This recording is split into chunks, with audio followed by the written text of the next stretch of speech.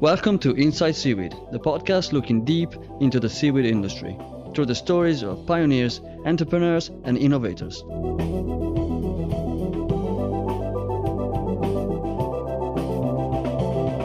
I'm Fed the Gobby, and today's episode is one of two very special interviews I recorded in Portland, Maine, last September during Sigriculture Conference US.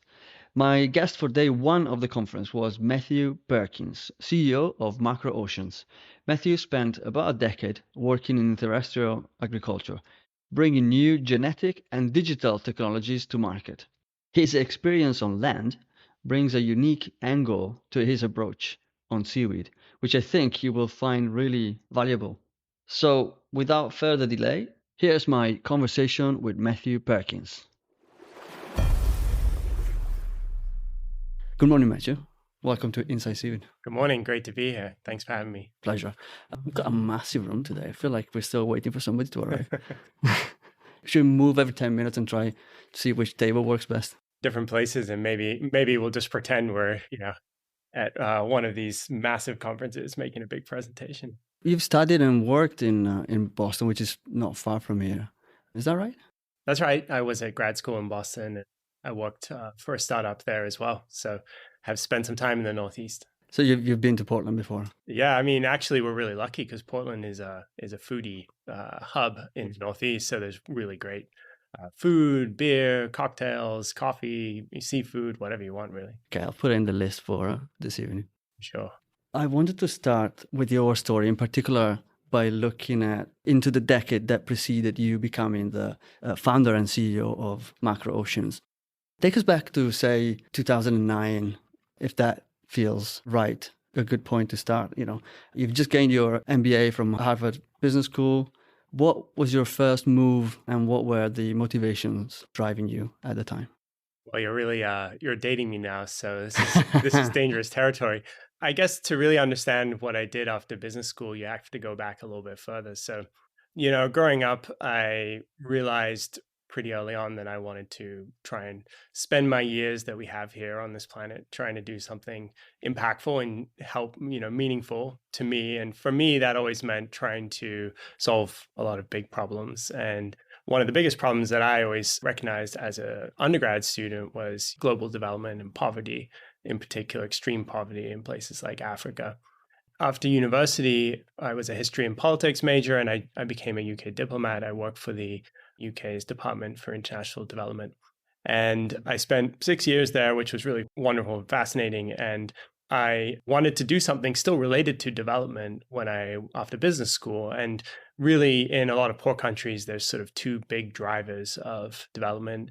Economic development, those are, education, improving the underlying skills of the population, and agricultural development. And I looked a bit at education, and I thought, this is a bit complicated. And I ended up in agriculture because that really was something that was fascinating to me. So, I had some student debts to pay, and I didn't know anything about agriculture. So I ended up working at Syngenta, which is a big seed and chemical company, and in their corporate strategy team.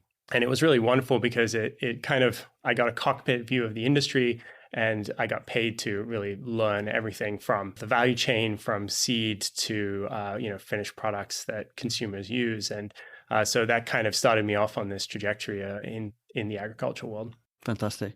And how did Yield Pop come about? I spent a couple years in Syngenta's corporate strategy team. And then I was moved into the vegetables business. So I was global product manager for Cucurbits, which is cucumbers, watermelons, melons, and squash. And so I learned more than I probably ever wanted to know about those crops. And that's kind of where I really realized that, what I really love doing is bringing great technology out of the lab and into the real world to solve problems. And it was also kind of where I realized that, I'm just not a good big company corporate guy. So I really had this itch to start a business. And it was very early in the days of digital agriculture. This is back in 2012. And it really was the beginning where people were starting to think about data on the farm. How do you get data off your combine? How do you understand what's going on with different seeds that you're using? And so what we did is we thought, well, farmers, there's a lot of opacity in that market. It was very hard for farmers to understand what's the difference between seed genetics that they're buying.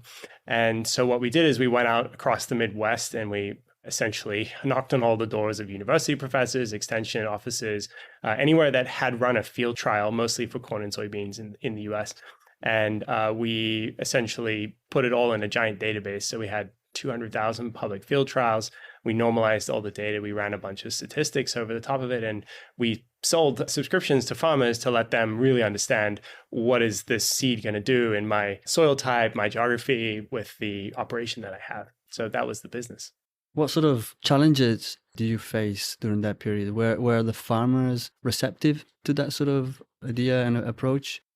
Yeah, farmers are, I would say, sort of roughly divide into three groups. There's 1/3 of farmers who are extremely brand loyal. So they buy DeKalb seed, their father bought DeKalb seed, their grandfather bought DeKalb seed. They're never going to change. They're just going to buy the same stuff. Then there's a group of farmers who are very price conscious. They're just looking for the best deals. And then there's kind of a group of farmers who are really trying to understand performance. They're very data driven. And those were our customers. They were the ones who really were looking for this information. It was very hard to come by and difficult to trust, honestly, because the only people putting out information were the seed companies. And so would you really trust them for telling you how their seed performs in different conditions? You want to actually see real data from farms that are like yours. And that's really what we were doing. Any other challenge in sort of going through this journey? Yeah, I mean, it's extremely hard to sell products to farmers. And so they're generally speaking a skeptical type. If you're a corn farmer, you have 40 seasons in your lifetime, right? You have 40 chances to grow a crop. You bet the farm literally every time you put the seed in the ground. So you don't want to make any mistakes. And so you're very skeptical of people coming to you with new secret things and I'm going to increase your profitability. They'll try it out. They'll see how it goes. They'll incrementally improve. So they're a tough bunch to work with. They don't just jump straight in. They generally are very polite, but skeptical of everybody who turns up. Was there any sort of specific watershed moment that redefined your approach and influenced the way you operated since? Yeah, I mean, I think it told me that startups are essentially, your secret weapon is your ability to move fast. We could take real feedback on what people were doing with our product, and we could, make changes and push them out really quickly. So the quicker we could get into that cycle of trying to figure out what people really wanted, how we were creating the best product for them, and we could get that feedback and make changes, that allowed us to really move the business quickly. And you just are not able to do that in big company environments. It's just set up for different things. And so that's kind of the biggest takeaway for me was you can really make a lot of progress if you just think differently and really focus on what is the real thing you're trying to deliver for the farmer, and do you have real data to prove that it's working. You may have already answered this, but was there anything that you found easy or that you found worked really well in your approach? I think being very clear about what it is you're trying to learn when you're in the early stages of product development. It's easy to put something out there and it's easy to get a false positive as well and potentially a false negative. So, what do you consider success and what do you really want to learn when you're trying to get to that product market fit? It can be very disorientating in the beginning. That's a very good point. Okay. And then what happened? Yeah. So we were growing that business. We were kind of capital raising. We had bootstrapped the business ourselves. And, we got introduced to the team at the Climate Corporation. One thing led to another. They were really trying to build farmer-facing software. They didn't really know how to do it. We had a pretty good track record, and they decided to buy our business. And we went to help them build software for a few years. That's how I ended up on the West Coast and working for Climate Corporation. So we've been talking about agriculture, and I realize this podcast is about seaweed, but what we've got here is that you bring a relatively rare, I think, and extremely valuable perspective in that you've experienced both aquaculture and agriculture. Agriculture as meaning land, agriculture and farming. What do you see as the main similarities and differences between these two dimensions? Well, I think that the big difference in seaweed is the industry is so early. They're right at the start. At least I'm now talking about non-Asian production. We always need to recognize that Asia grows 99% of the world's seaweed, and it's a very well-established industry. In North America, it's just extremely early, and a lot of things that are well accepted or well practiced in land-based agriculture just don't exist in seaweed. People haven't thought about it, and so that's for me the main difference. The similarities are actually quite striking. I would say farmers are salt of the earth kind of people. They're stewards of the land. They're rooted in their place. They believe in growing food for the world. And all of the seaweed farmers are actually very similar, right? They're very rooted in the ocean. They're there to protect the ocean, to grow a nourishing crop for the planet, for the people that they are making it for. So in that sense, the cultures are quite similar. They're fiercely independent as well. And, these are all small family businesses and entrepreneurs. Every single seaweed farmer out there is one of these, just like a land farmer. So the community is actually very similar in many ways. And then I think the other big thing is the value chains look actually pretty similar. Tell me more about that, because I think that's a really interesting area to explore. Yeah, so I think if you look at agriculture, at least production agriculture, in the United States, the big crops are wheat, corn, soybeans, and those crops are commodities. So they are produced in lots of different farms. They are aggregated by traders, and then they are turned into things that downstream customers can buy and want. There are very few farms, agricultural farms, which are vertically integrated. So if you think about seaweed, actually, and this is maybe where our take on the industry is a little bit different than what other people have been doing so far. But it's not too dissimilar. There are a lot of farmers out there. There are a few people who are buying and aggregating seaweed, nascent still, and then turning it into formats that make sense for downstream customers. In this case, in North America, primarily in the food space today. But yeah, that's, for me, the market structure is really actually going to end up looking quite like terrestrial agriculture. Moving in more into that kind of framework. Yeah, my hypothesis is that it's extremely difficult to be successful if you're fully vertically integrated, simply because there are so many different businesses that you need to master. If you want to master being really good at growing seaweed and being really good at processing it and being really good at making consumer products and marketing them to people, that's a lot of businesses all in one. So you're now multiplying the challenges that you're going to face, and your chances of being successful are lower. Do you think this element is something that you've brought from your experience in agriculture and that has influenced your approach into getting into the seaweed industry?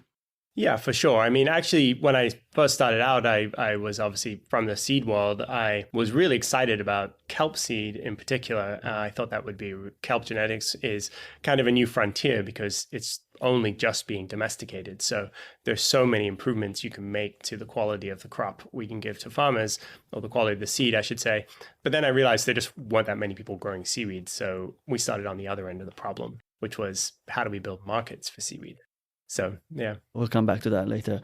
Is there anything that you've learned during your time in land-based agriculture that you think is still applicable in your role now as CEO of Macro Oceans? I think the primary thing for me is to look at what has been done in land-based agriculture for solving problems that we have. So I give you a very simple analogy. For example, in our process, we have been looking at liquid solid separations. And, some of these are challenging. It's with seaweed. We have high viscosity. We have other processing parameters we're trying to figure out. But we can always go over to the food world or the natural products world or even chemicals and say, okay, well, how do they do this in other places? And how do we translate that into the seaweed world? And so my philosophy for so many things that I approach in Macro Oceans is, a lot of these things are solved problems. How do we translate them appropriately into our context? And that's where the innovation is. It's not about, we're not building a fusion reactor. And so I think, that's something that I try to bring every day. What have I seen elsewhere? Who else might know how to do this? And how do we bring that innovation to the seaweed industry? Does that help with the speed of innovation in terms of, okay, let's not reinvent the wheel. This has happened before. This problem has been resolved before. Does that philosophy and approach help you in getting to a solution quicker, do you think? Yeah, there's two components to it. One is you have to ask the right question. So, what are you trying to solve and why? And then who has perhaps already thought about this, done it, or showed how it could be done, and how can you bring it? So you can go really fast and you can do certain things, but if you're not asking the right fundamental questions, you won't come up with a good innovation that solves that problem. Okay, so when did you decide to basically start another company? Yeah, so I guess back in 2017, 2018, 2019, I was working at Inari. It's a gene editing startup based out of Cambridge, Massachusetts. And the company had grown quite a lot. I was employee number 30 there, the first business hire, and I'd built a lot of the things that I went there to do. And my wife wanted to move back to the West Coast. She's from San Francisco, born and raised. And so I started looking around for new opportunities. So in 2020, I started exploring ideas, and that's when Macro Oceans came about. What were the considerations in going into this new venture? Well, I think I, like many people, had gotten quite excited about seaweed as an environmental solution to many of our climate challenges. We can talk about that in more detail. But I think what really got me excited was if you step back and you think about where the world is going, we're going to go through this major transition in the next, say, 20, 30 years as we move away from petroleum, particularly petroleum and natural gas. The petrochemicals industry is enormous and it's ubiquitous, right? Everything from surfactants to lubricants to, plastics, most famously, are made from petrochemicals. And if we're serious about getting to net zero, we have to essentially phase them out. And fundamentally, I'm not a degrowth person. I think we're going to have to find alternatives, and alternatives means bio. Bio is going to boom, and bio can be defined extremely broadly, right? It's everything from terrestrial crops to microbes fermenting stuff into new molecules to fungi to even algae. And microalgae is singular cellular organisms, and macroalgae being aquatic plants. And, I think we believe that macroalgae is just this pretty interesting untapped resource. But the thing that really got me excited was when I realized compositionally that kelp is actually a sugar crop, right? It's about 60 to 65% carbohydrates. And if you look at the other major sugar crops out there, corn being number one, it's ubiquitous. It's also used everywhere, right? It's in obviously food products, it's in feed for animals, it's even turned into ethanol for fuel. And so it stood to reason in my mind that actually we could find out a way to take kelp and turn it into the next, ultra low impact, low carbon feedstock for a whole range of chemicals. And so that's kind of where I started with the idea, and that's how it got going. Yeah. And you mentioned the sort of geographical location. Was that important in any way or relevant to the start of Macro Oceans? Not really. I think California has a long history of being a place where you can dream big ideas and find people who want to join you on that journey. And there's access to capital and other things out there that makes it easier to start this kind of business in California. But obviously, we're based in Sacramento. We're in the middle of the state, miles away from the sea. And California is not growing any seaweed, and it's not going to grow any seaweed probably anytime soon. So I think from that perspective, we base the business there because it's a great place for talent, it's a great place for capital, and it's a great place to innovate. So those were all the reasons that we were there, but not because there's a lot of seaweed. No, of course, yeah. Was it just you at this time or any other people that were involved in the creation of the business? Yeah, so right at the beginning, it was mostly me. It was really just me and my slide deck. I'm not a scientist. I went out there trying to understand what the opportunity was, put my hands around all of the different components of this business and really trying to figure out what were the things we needed to solve. And, very quickly, it dawned on me that I needed a sparring partner. So I've been working with James Dillard, who I've known for quite a long time. He joined me as an advisor early on, and we just kind of tried to drill down on all the things that we wanted to figure out to make this business go. So he's really been working with me from the start. And then, very quickly, we needed to find a scientist to start working on our biorefinery. And so I was lucky enough to get introduced to Mohammed, who was the founding engineer at Macro Oceans. And we built the first prototype. He built the first prototype. And that's what I used to put the plan together and raise capital. Was all this run out of where? Did you have an office? Did you have run out of my house, I was going to say. Yeah, just started in the kitchen. And, very soon we needed to find a lab space to run experiments. And so we joined a really nice new incubator lab up in Woodland, which is right near Sacramento, and it's called AgStart. And think of it as a WeWork for scientists. You rent a bench and you get access to centrifuges and incubators and whatever you need. It's all there, shared equipment. And yeah, so that allowed us to have a pretty cheap startup cost and run the initial experiments that we wanted to do. I'm thinking the company we know today as MacroOceans, is it the result of several different iterations and pivots, or is it pretty much the result of the original vision? I still think we're probably still building that thing which we're really going to scale. So I would say we haven't really pivoted. We're still on this original vision. We're iterating in terms of improving the process, in terms of improving the products, in terms of tweaking the recipe and those things, but we're still pretty much moving the plan forwards as we intended. It's not like we started out saying we were going to make a chemical and now we're making food ingredients. We're still very much trying to deliver the original vision. Can you share anything about the process you're going through in terms of validating your idea and business model? Yeah, so our business model is pretty simple. We're essentially sitting at the beginning of the value chain, or right after the growers. So we don't farm seaweed, buy seaweed from farmers. We don't make any downstream products. So you'll never see MacroOceans on a face cream in a Sephora. We are very much about sitting in the middle, trying to transform seaweed into things that people want to make downstream products. So that's our model. And so it's a business to business model. And it actually works quite well because we find that downstream customers we literally have walked into rooms where people are like, oh, we've been waiting for you, which is always a nice validation point when they have been looking for a supplier like us and they just haven't existed. So we are essentially one of the very first domestic suppliers, fully domestic supply chain of seaweed derivatives in the nation. And, that's been our positioning and that's seemed to work for us pretty well. What type of products are you working on at the moment?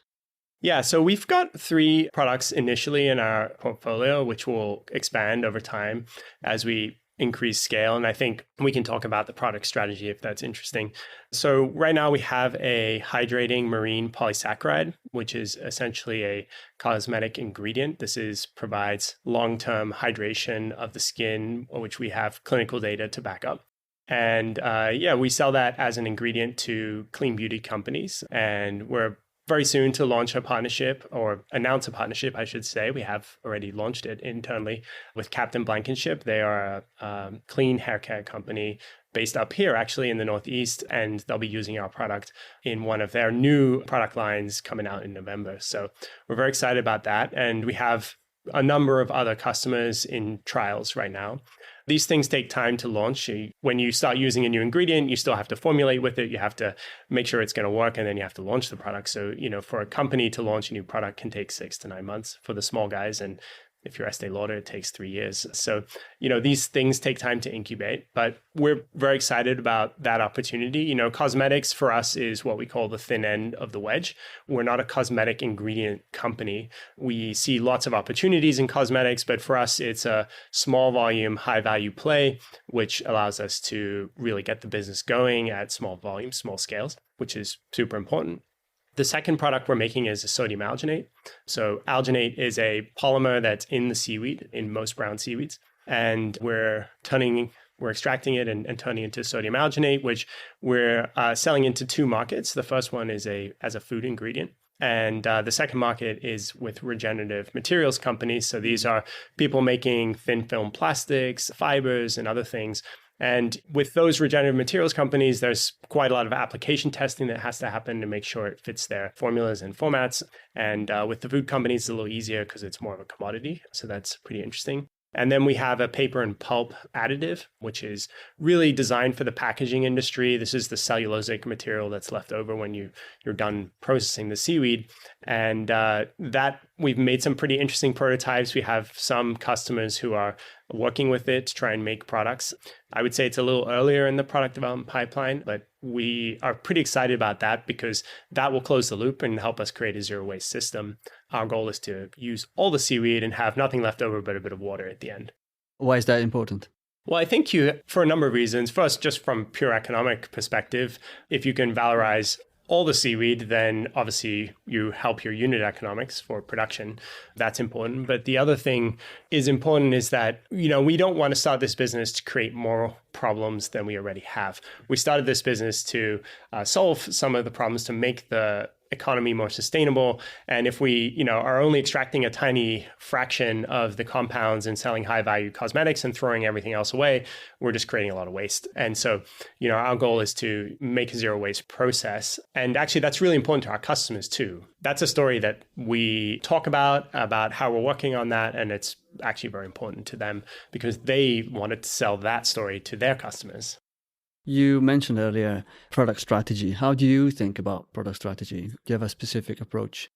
Yeah, I think the way we've thought about it is creating a value stack that will support different scales of production. So if you go out there and you only try to make a thin film plastic ingredient, you need very large volumes. It's a relatively low priced material because the thin film plastic guys are trying to compete against polyethylene, polypropylene, which is an extremely cheap commodity.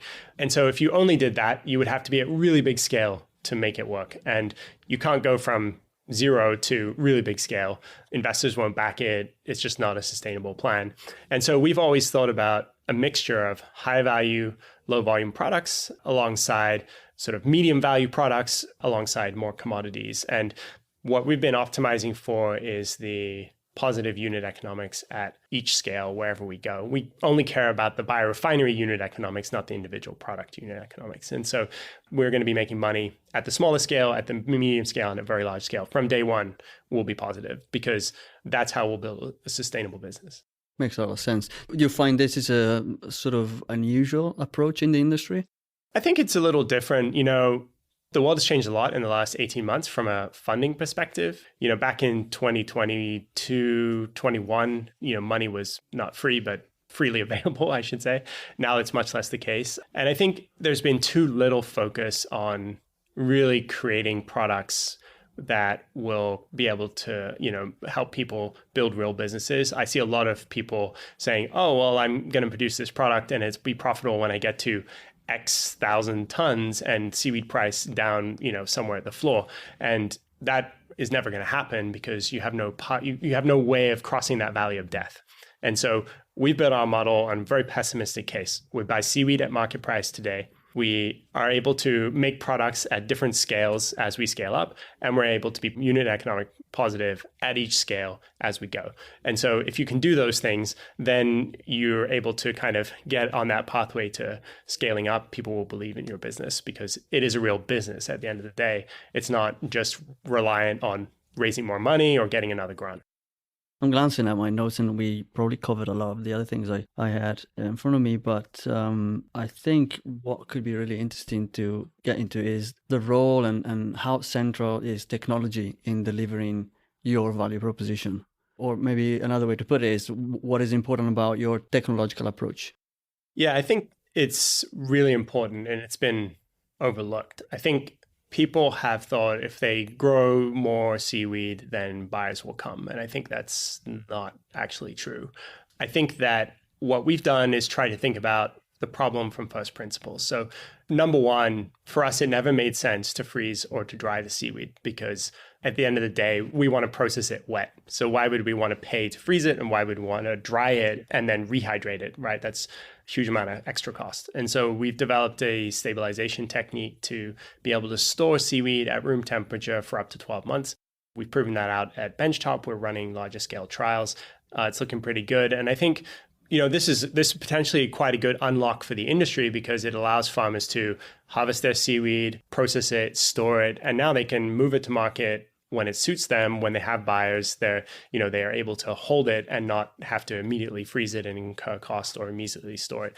So that's something that we're planning on working with farmers to put that technology out there because we think it could be helpful. We build it for ourselves, but we think there are other use cases where it could be useful, like biostimulants, for example, people who want to, process wet essentially.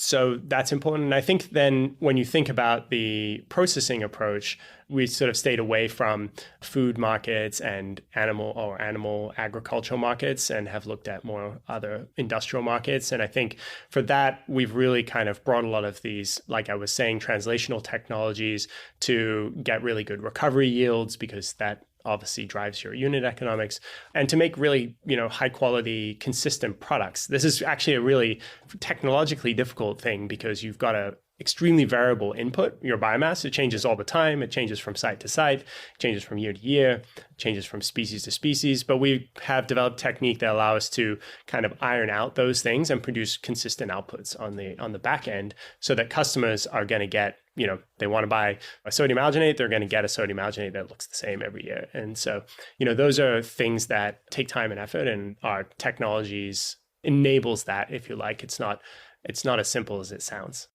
Is there a lot of R&D involved to get there? How central is that in what you're trying to do? Yeah, I mean, it's all R&D. And so, we've been around 2.5 years or so, and all of that time has been spent in the lab, in our pilot facility, really working on all of the techniques, the reactions, the processing parameters, the unit operations, running the data, getting all of the analysis done to make sure that the process is actually going to work. So it's absolutely critical to get the technology to perform the way you want it to perform.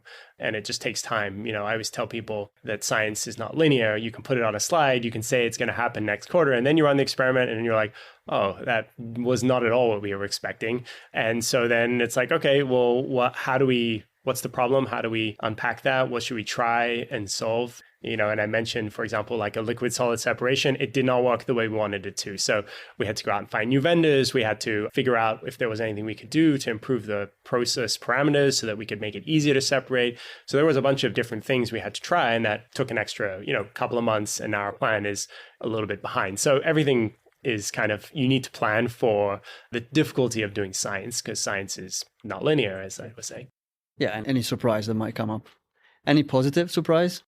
I think that, there definitely have been some surprising moments where things which we thought were not going to work really perform well. Like stabilization is one where we tried a lot of different things, and actually the place we ended up is actually quite cost effective, and it seems to work well. So, that was surprising, and we kind of stumbled upon that amongst many formulations of our reagents that we thought were other things we thought were going to be more promising. A bit earlier, you talked about the cosmetic industry being one of your customers, essentially. Why is the cosmetic industry an interesting application for seaweed ingredients? I think it's an interesting space for a couple of reasons. One, there is a big trend in industry around natural products and clean beauty.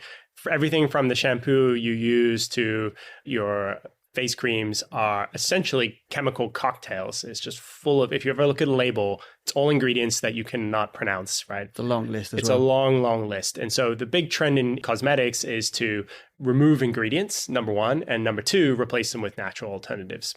And so that's been the big trend. And so we think that's actually really interesting. So our product, for example, allows formulators to remove several ingredients that are chemically derived synthetics and replace them with a natural polysaccharide mix that actually is really effective. And so, that's something that allows them to deliver immediate value for their customers. And I think the other big thing that's interesting in cosmetics is obviously, the margins are really good. So you can definitely allows you to learn and make mistakes in the beginning, because you always make mistakes when you're starting out. And it allows you to immediately kind of shift product in the market at small volumes, because that's where every business begins. And so, high margin, high value products low volumes is a good place to start. And that's, I think, one of the reasons we started in cosmetics.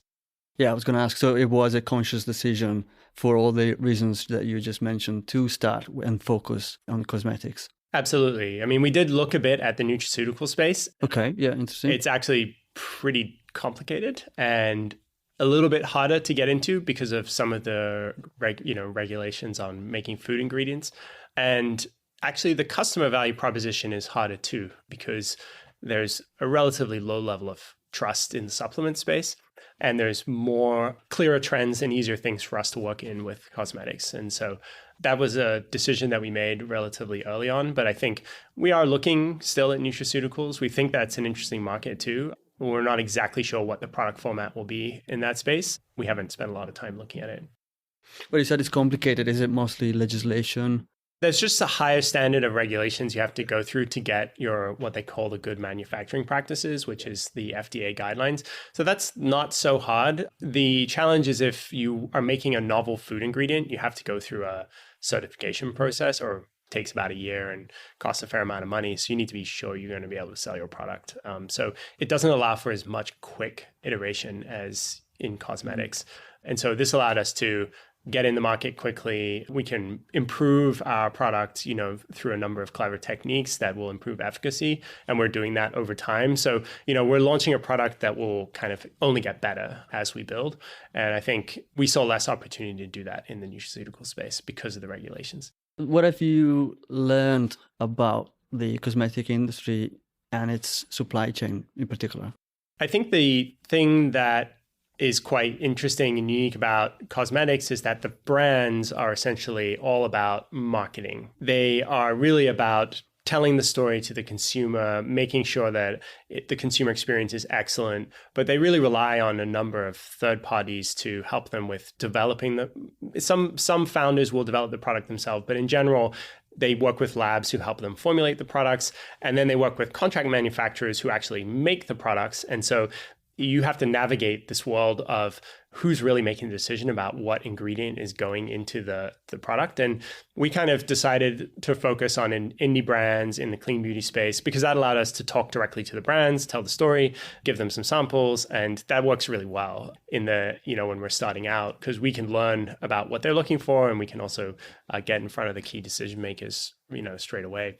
But yeah, you have to really understand the industry structure in order to understand who's buying your product. Because at the end of the day, we're actually selling our product to the contract manufacturer who is making the product for the brand. In terms of impact, we talked about environmental positive impact being a big motivator for you. Are there any big wins in the cosmetic industry that Seaweed coming in could replace, for example, petroleum-based ingredients? I think there's potential to replace things like hyaluronic acid, which is synthetically derived. And yeah, there's definitely areas where they could come in, but I don't think that we should think about this as the place where seaweed is going to make a huge impact, because the volumes are never going to be massive. The places we're going to make impact is when we get to scale on things like building block chemicals and ingredients that can go into thin film plastic replacements and replace polyester materials and these types of things. That's where it's really going to get exciting from an impact perspective, but you have to have a pathway to get there. And so think of cosmetics as the thin end of the wedge. It's the on-ramp to getting to those markets and getting to the scale and impact that you want to have. And from the cosmetic industry, is there any lesson that could be transferred and applied to other industries touching seaweed, for example, the food industry? Is there anything that you've learned that could be transferred to those markets? Well, I think the story will be the same, right? When we go out and talk to a brand, we don't really talk about macro oceans at all. We talk about the wilderness, vastness of Alaska. We talk about salt of the earth people that we work with, the farmers who are growing the kelp, the native communities that are participating. We talk about the natural, abundance and all these kind of beautiful bioactive compounds that are in the kelp, and how that, is about bringing the marine greatness to the consumer. So that really is exactly the same story you're going to tell in food. It doesn't make it, it's no different. And you can see many examples here at the conference of people working on food products. They're all selling the ocean story, right? And so I think that doesn't change. That's anything that's consumer facing, that's the way it's going to be. So I think that's probably the main thing that I would say is translatable from what we've done in cosmetics. And then it's a huge part of it because, like you said, brands are going to be all about marketing. And I suppose it's probably not that different, brands in cosmetic and brands in food. Yeah, and label simplification is another one. I was talking to a major CPG company that is trying to get synthetic hydrocolloids or natural hydrocolloids, but long word, out of their label. And they're thinking about how seaweed as a raw ingredient could do that for them. And that was kind of an interesting thing I hadn't really thought about. But I think that's the same trend in food. You're seeing a lot of big companies, they're trying to clean up their label and make their products more natural, quote unquote. I think in food, one of the big questions is going to be whether we want to showcase seaweed being in the food product or whether it's something that brands want to almost sneak in instead. Yeah, I think the challenge in the food space is that the amount of seaweed that goes into any product is really pretty small. And so if you really want to shift a lot of volume, it's challenging, right? Whereas for us, we process seaweed, and when we start to move more sales with customers, we're going to move a lot of volume of seaweed. And so immediately from day one, we'll be processing a lot of seaweed once these products are in the market. And then there's kind of like demand is going to just build, because once these products are successful, they're just going to be asking for more, right? So I think like from that perspective, we like these markets because they are using a lot of seaweed and not just a little bit of seaweed. Nice. Okay, I'm going to change topic completely and go into what is probably our last question. And it's a bit of a recurring one. In your experience as a seaweed entrepreneur, what do you wish existed? What I mean by that is what innovation do you really need that would make your life easier?